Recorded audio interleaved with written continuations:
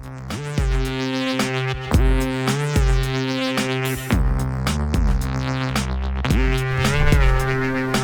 everybody, I'm going to be talking about Endangered today. I actually have the game set up in a different time that I shot, so we'll go through the components here in a minute, but I want to talk about the game, why I like it, what's good about it. From the beginning though, the production quality impressed me.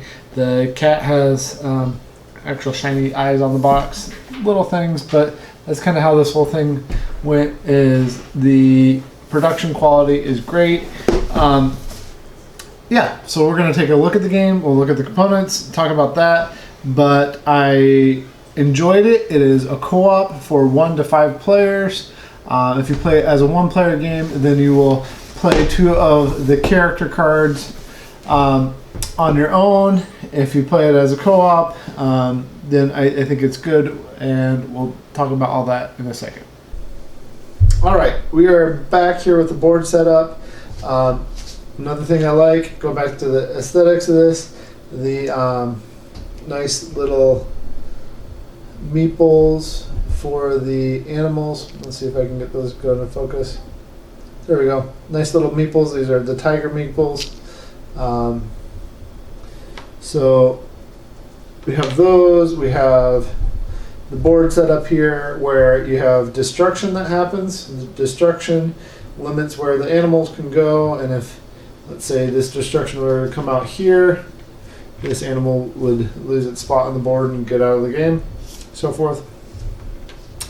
There is only one way really to win the game, and that is to get your ambassadors, which are these cards over here, which are revealed when you place influence on them. So you get influence that comes out. If 4 of your ambassadors during a voting year, which is different depending on player count, if 4 of your ambassadors you're able to convince them that you need to save the animals, then you win the game. However, there are 3 ways to lose. One of the ways to lose is that your destruction, all of the destruction tiles come out on the board. That's how we lost. It was really close for us. Or if all of your animals are destroyed on the board, there's another way to lose. And then the third way to lose is if you don't get enough votes ever before the end of the game. Again, based on player count. So when you open it up, you're going to find different,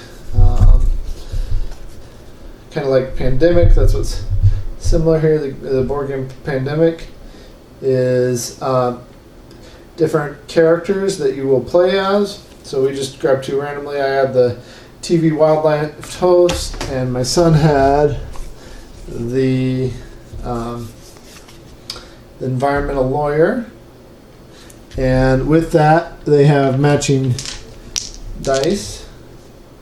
Brown for that. They're nice, and another cool feature with the aesthetics of the game. So I had the wildlife host, the TV wildlife host, and he had the lawyer. But you can see there, they each have unique sides printed on them for the 6th side. That's fun. It's nice little touch. These are the die for the offspring for the tigers, and this is the destruction, black.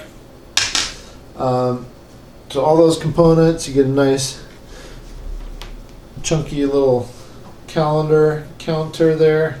It looks orangish in this light right now, but it's more of a red color.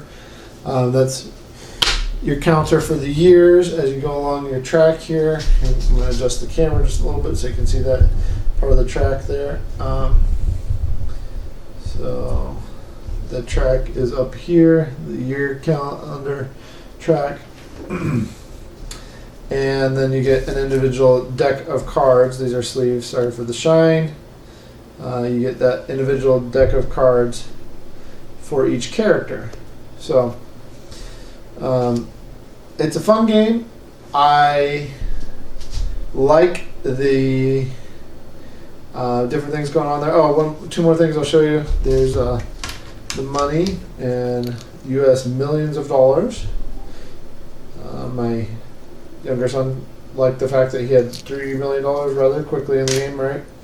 And then, one more thing. The impact deck, which is the mainly bad things. Like this is, so this would be an instant. Sorry, see if we can get a better close up there.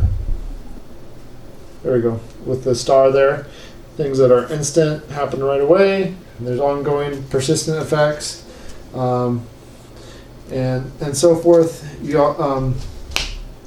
That's the basics of the game. It's not hard to catch on to. So I'm going to switch this back to the other mode and talk to you about how I feel about the game real quick now that you've seen the components. Now that we've gone through some of the gameplay and all that, I want to talk about what I liked about it. So as a cooperative game, I don't think that this game is too susceptible to the coaching aspect, where somebody can jump on top and just kind of boss everybody around. I think that there's enough going on that it is fun and that people can make their own choices without being forced to follow what somebody else is telling them to do. I think that there's enough choices with the mitigation, even though it's a fairly light game, choices to decide what you want to do, that it is fun, it's interesting. I don't want to play Pandemic after this. I would rather play this game because the theme is better. I like the production quality. I like how it plays. If you're into any of that, if you're into local publishing, this is out of Grand Rapids. I think for theme, for quality of the components, for supporting a local publisher, for all those reasons, this is a much better game to play. It is a little bit pricier. I think it's $60 for the deluxe Kickstarter version that we have, but in any case, I think it's worth it. I think it's a good game. I think that it's something that you can enjoy with the family or even to newer gamers. There's nothing super difficult to teach here, although it is difficult to beat the game. Just a fun experience. I hope you enjoy Endangered as much as I did.